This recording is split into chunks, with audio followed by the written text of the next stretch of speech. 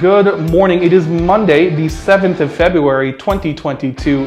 Here's what you missed over the weekend. Everything from Tesla giving out free supercharging in Europe to go ahead and maybe calm down those rush hour peak times. Keonigsegg is opening a new facility. Ford is also halting the production of the Mach-E for the time being.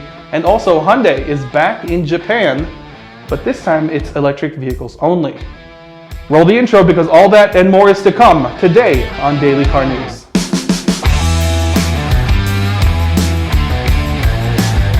First up, Tesla is in the news again.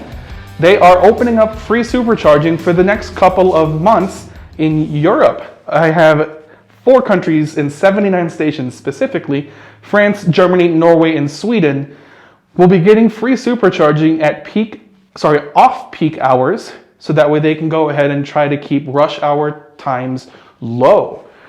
This is to encourage off-peak charging, a little cheaper power there. And this is going to be going on for February to March. Apparently there's this surge of travelers in Europe between February and March.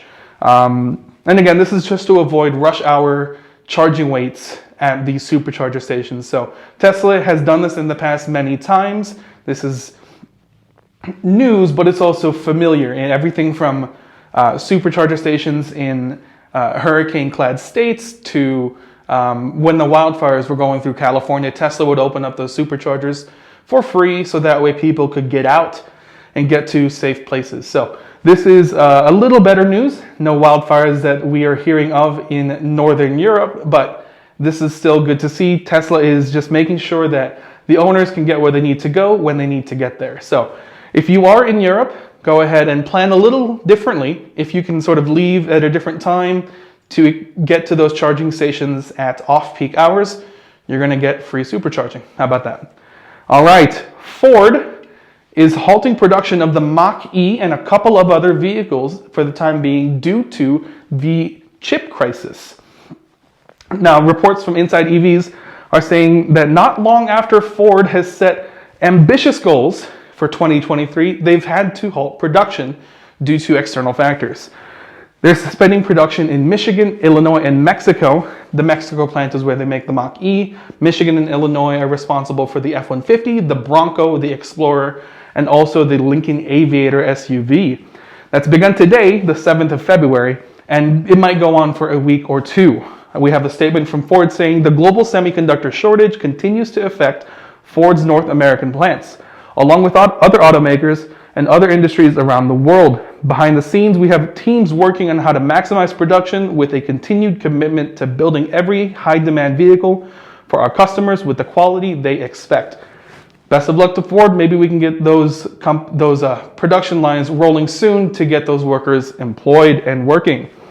Hyundai is returning to Japan, but with EVs only. After retiring in 2009 when the company wasn't satisfied with its sales results, they are back in the business. They are going to be competing with Tesla because Tesla is in Japan since 2009. Toyota has recently made an investment in electric vehicles, so I guess Hyundai is trying to get in there before Toyota takes the cake. The interesting thing is they're going to be selling it online only to sort of replicate Tesla's approach for a more direct-to-consumer sales. Now, a full announcement will be made later this month. We can expect that. And Hyundai's EV sales goals will be higher, at least, than the 15,000 gasoline cars sold in Japan before. So we are expecting the Hyundai Ioniq 5 and its variables and the Kia EV6 and its variables to be sold in Japan in the next coming months to years. Volvo has a new battery plant in Sweden to beef up production for its electric vehicles. They'll be hiring 3,000 new workers, investing 30 billion Swedish krona, and this is in line with Volvo's plans to electrify its entire fleet by 2030. Construction will begin in 2023, and the annual cell production goal that they have is 50 gigawatt hours. That is a lot of batteries. We're hoping to be able to produce, or they're hoping to produce about 500,000 cars per year. So best of luck to Volvo. Rivian is back in the news with a new patent for the target pressure specifier. If you are into reading patents, you're going to love this because This is very, very dry. Patent law is some of the most specific, I guess it is the most specific in the world. In short, it is allowing owners to fill up their tires and hear an alert from inside the vehicle while you are outside the vehicle. The drawings they're showing is sort of 4 squares on the screen, probably showing the 4 tires and showing the difference in tire pressure. So if you would like to read what's new in patent law, all bets are off. The link is in the description for you today. GM hopes to deliver 400,000 new EVs in North America by 2024. They have a 3rd truck factory planned to be put together to supplement Factory Zero and the Orion plant. And they're going to be converting this old factory to build the Silverado EV. GM plans to release 20 electric vehicles in North America through 2025 with an additional 10 for global markets.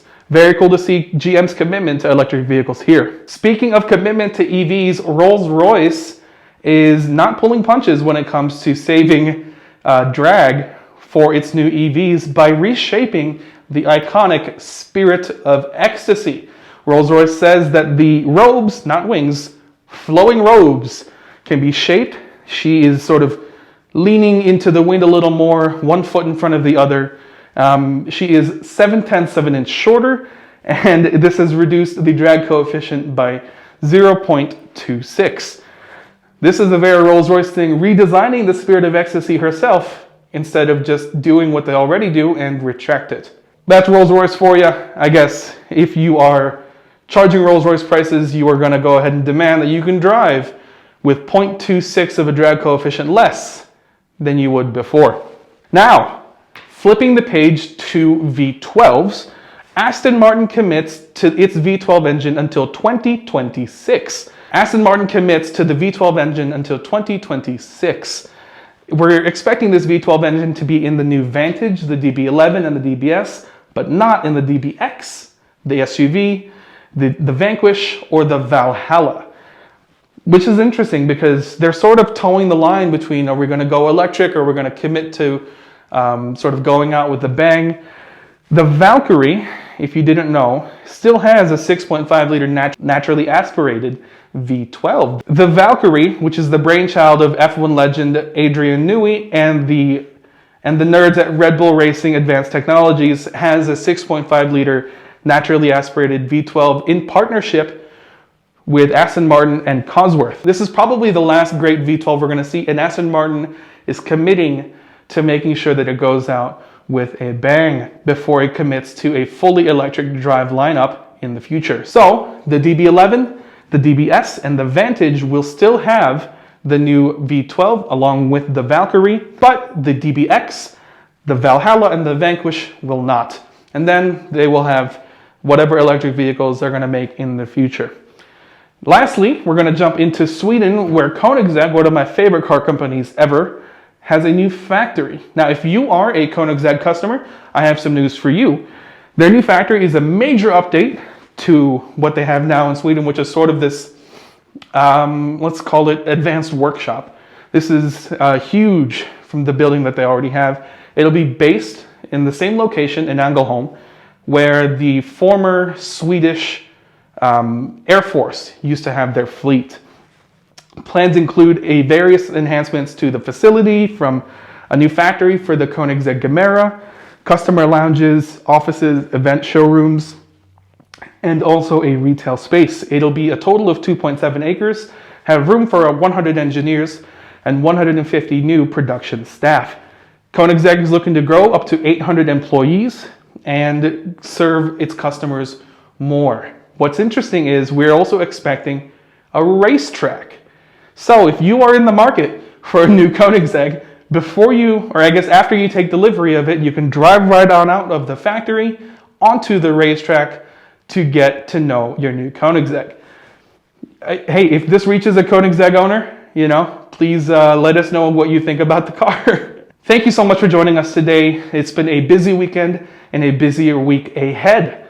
My name is Gary Fisalvo. If you'd like to reach out, our information is down below at Gary Fisalvo on Twitter, @_dailycarnews on Twitter. You can also send me an email if you have any tips on what's happening in the car industry. We'll see you tomorrow, and thank you for joining me today on Daily Car News.